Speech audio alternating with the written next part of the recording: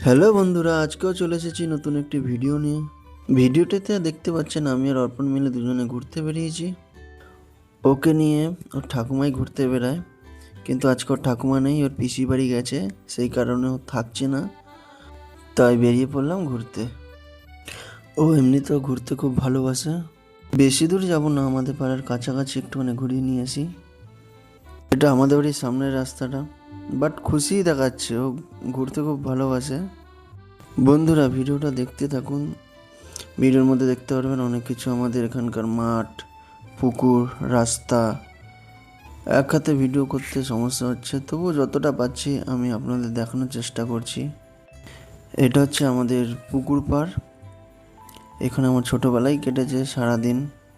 এই পুকুরে শোলা ছাড়া হতো, ওকে এখানে ফার্স্ট নিয়ে আসলাম। আজকের ঘোরার ওয়েদারটাও ভালো, পরিষ্কার আকাশ, কত সুন্দর লাগছে। ও চারিদিকে তাকাচ্ছে, তাকিয়ে দেখছে বাড়ি ঘর মাঠ সব কিছু দেখছে, লোকজন। এটা পুকুরের দৃশ্যটাও খুব সুন্দর লাগছে বিকালের দিকে, তো পরিষ্কার পরিচ্ছন্ন আকাশ। আমি প্রফেশনালভাবে ভিডিও করতে পারি না, যতটা পাচ্ছি তুলে দেখাচ্ছি। নর্মালি যা দেখতে পাচ্ছেন আপনারা সামনেই দেখতে পাচ্ছেন, নো এডিটিং। ও চারিদিকে দেখছে, মানুষজন কথা বলছে।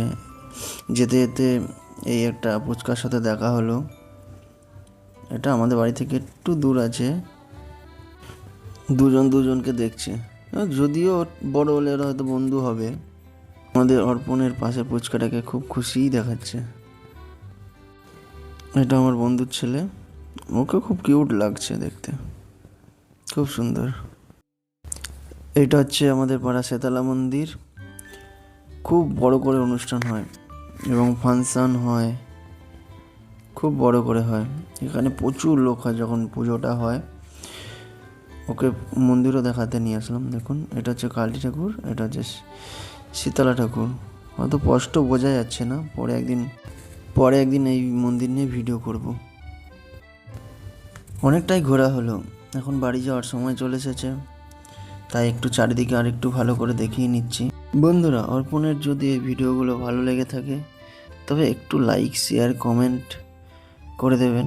আর একটু কমেন্টে বলে দেবেন যে আপনারা কে কোথা থেকে ভিডিওগুলো দেখছেন। তবে আমি ডেলি একটু ভিডিও ছাড়ার চেষ্টা করব অর্পণকে নিয়ে।